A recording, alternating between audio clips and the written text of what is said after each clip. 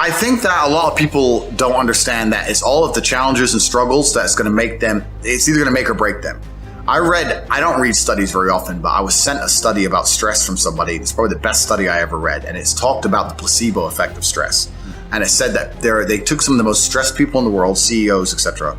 And the ones who believed that stress was really bad for them were dying earlier because of the cortisol inside of their blood. And they said stress was really bad for them, they were having heart attacks. But the ones who believed that stress was good for them and it made them perform, I perform under pressure, stress is good for me, they were living longer. So the same drug inside of their blood, how they framed it inside of their mind had different effects on their body. So from that point onwards, even though I already thought this way, I knew I was the right way. I knew it was the right way to think innately because I've done pretty good in life that way. But this confirmed it. Every time I feel stressed or under pressure, I get excited. I hate to not be stressed. I wake up and I'm like, everything's fucked. Good.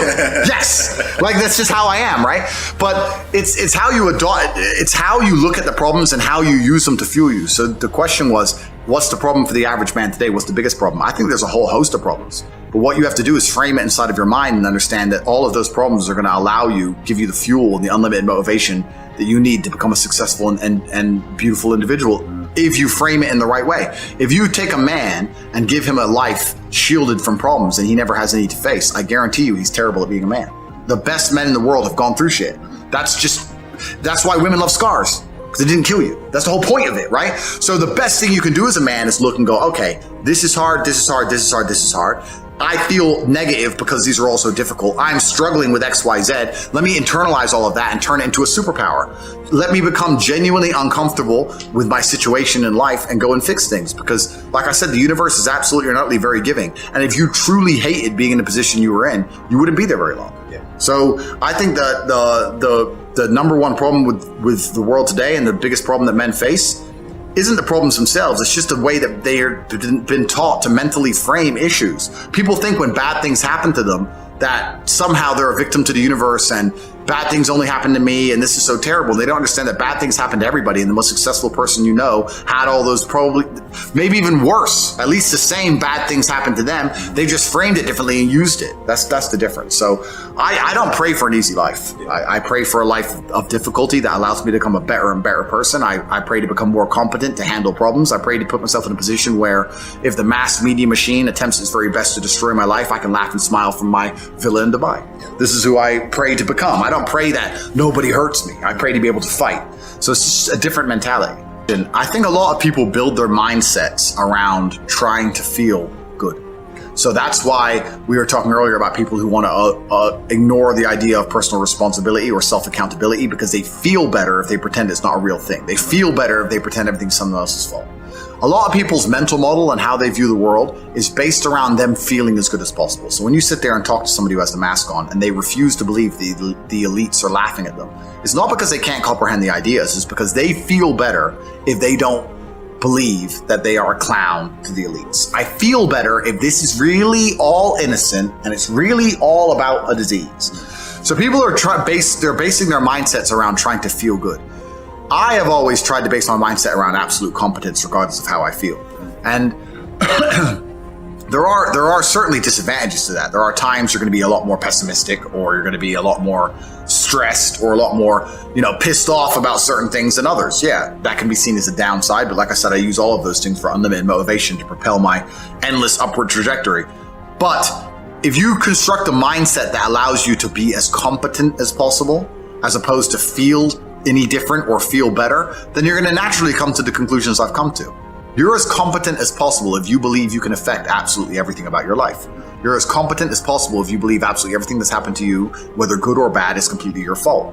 You're as competent as possible if you believe the bad things that happen to you are going to allow you to work harder and become even better. When bad things happen to me, the first thing out of my mouth is good. I am a feared competitor in anything I do. Anyone who's up against me at anything is going to feel a degree of nervousness just because it's me. It doesn't matter what it is. If you say, look, you're going to go learn how to play piano and you're going to play against someone else who's never played piano and you're going to learn, and that guy's Andrew Tate. I can't even play piano. But part of him is going to be like, not Tate. Even though I have no piano experience, because they just know me. They know my mindset. They know my determination. They know I'm stubborn. They know I don't quit. They know I'm going to win. That's just who I am. So I've constructed a mental model that allows me to be competent and to always succeed. And that's how I've come to the conclusions I've come to. And I truly, once again, don't understand how people go through the world with any other mental model. I get asked all the time, but what do you feel? Or what about happiness or depression? That doesn't even, how I feel doesn't cross my mind. I don't know how else to explain it. There are days where I'm pissed off or sad or happy. It doesn't cross my mind. When people say, how do I find the motivation to continue to fight in the face of setbacks?